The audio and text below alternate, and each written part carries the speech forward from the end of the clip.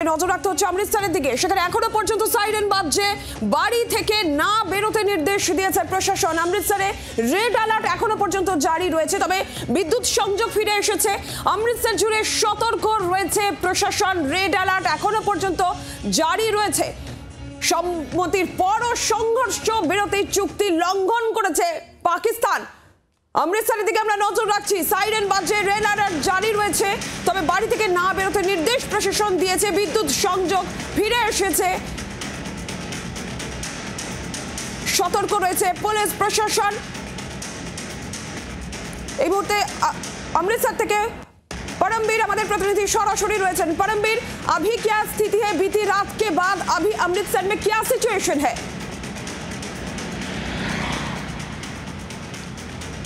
देखिए, पाकिस्तान अपनी नापाक हरकतों से बाज नहीं आ रहा। आपको बता दें कि जैसे आपने देखा होगा कि लगातार जो सीज फायर की सहमति हुई थी दोनों देशों में, लेकिन सहमति के बावजूद रात को अमृतसर में फिर ब्लास्ट की आवाज़ें सुनाई दी, यानी कि फिर पाकिस्तान की ओर से सीज फायर की उल्लंघना की गई।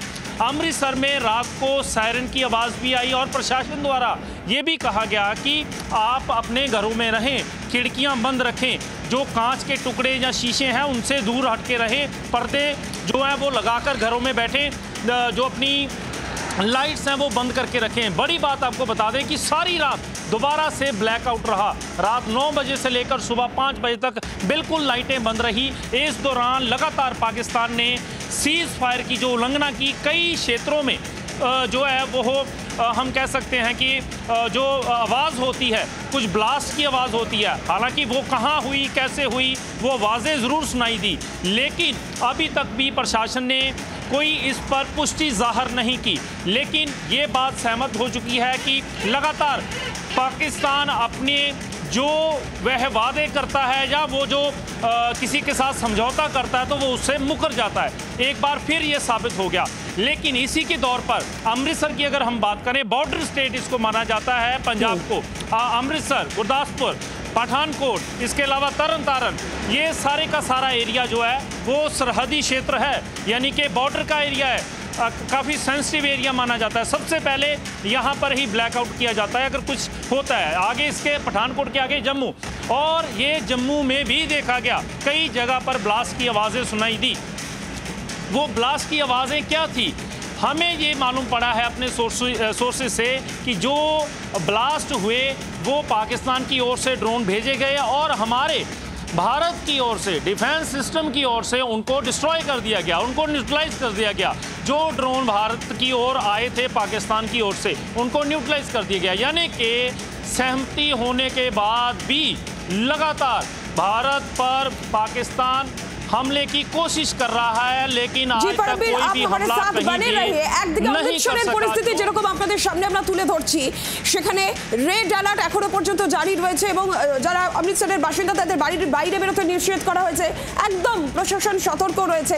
আর এরই পাশাপাশি আপনাদের একটু নজর রাখবো এবার আমরা জম্মু কাশ্মীরের দিকে, কারণ পাকিস্তান গতকাল রাতে যে কাজ করেছে, যে কাপুরুষোচিত কাজ করেছে, সংঘর্ষ বিরতি লঙ্ঘন করেছে পাকিস্তান, সকাল থেকে এখনো পর্যন্ত জম্মু কাশ্মীর সেখানে পরিস্থিতি স্বাভাবিক রয়েছে। পুঞ্চ, আখনুর সেক্টর গোলাগুলির খবর আপাতত নেই, সকাল থেকে অন্তত যে পরিস্থিতি নজরে আসছে। তবে ভারতীয় সেনা সক্রিয় রয়েছে, এয়ার ডিফেন্স সক্রিয় রয়েছে। কড়া জবাব নয়াদিল্লি বলেই দিয়েছে যে কড়া জবাব অবশ্যই দেওয়া হবে, কারণ পাকিস্তান যে ব্যবহার করেছে সংঘর্ষ বিরতি চুক্তি থেকে তারা সম্মত হওয়ার পরও তারপরে তারা গোলাগুলি বর্ষণ করেছে। এই ব্যবহারের পর নয়াদিল্লি স্পষ্ট জবাব যে এবার আরও কড়া জবাব পাকিস্তানকে দেওয়া হবে, প্রত্যাঘাত দেওয়া হবে যদি তারা একই রকম ব্যবহার বজায় রাখে। জম্মু থেকে আমাদের প্রতিনিধি রাজীব চক্রবর্তী রয়েছেন সরাসরি আমাদের সঙ্গে। রাজীব, কি পরিস্থিতি গতকাল রাত্রের পর আজকে সকালে এই মুহূর্তে কি দেখছো, কি পরিস্থিতি?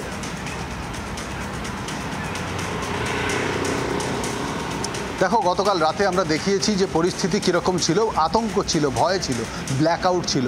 সরকারিভাবে ব্ল্যাকআউট ঘোষণা করা হয়নি, কিন্তু বেসরকারিভাবে সাধারণ মানুষ নিজেদের উদ্যোগে তারা ব্ল্যাকআউট করেছিল। এবং আজকে সকালে সত্যিই শান্তি রয়েছে, কারণ গতকাল রাতে যখন ভারত ঘোষণা করেছে যে ভারতীয় সেনা যোগ্য জবাব দেবে যদি সিজ ফায়ার লঙ্ঘন করা হয়, ঠিক তার পর থেকেই ভারতের এই হুঙ্কারের পর থেকেই আমরা একেবারে বর্ডার লাগোয়া যে এলাকাগুলি, যে সেক্টরগুলি রয়েছে, জম্মু সেক্টর রয়েছে, আখনুর সেক্টর রয়েছে, রাজৌরি সেক্টর রয়েছে এবং পুঞ্চ পর্যন্ত কোথাও কিন্তু সিজ ফায়ার উল্লঙ্ঘন হয়নি এবং এটা হয়নি।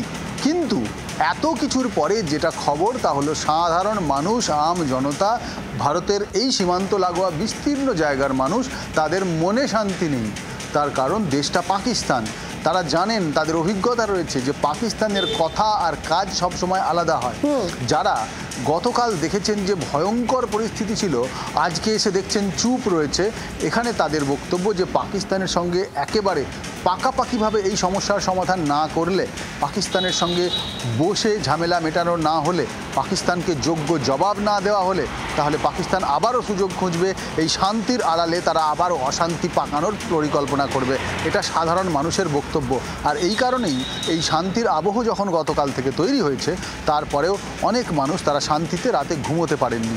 আমরা অনেকের সঙ্গে কথা বলেছিলাম, তারা বলছেন তারা শান্তি থাকলেও শান্তিতে ঘুমোতে পারছেন না, কারণ শান্তির স্থায়িত্ব কতক্ষণ থাকবে, ক্ষণিকের হবে কিনা সেটাই তাদের ভাবাচ্ছে। বাংলার আওয়াজ, বাঙালির আবেগ, জি 24 ঘন্টা।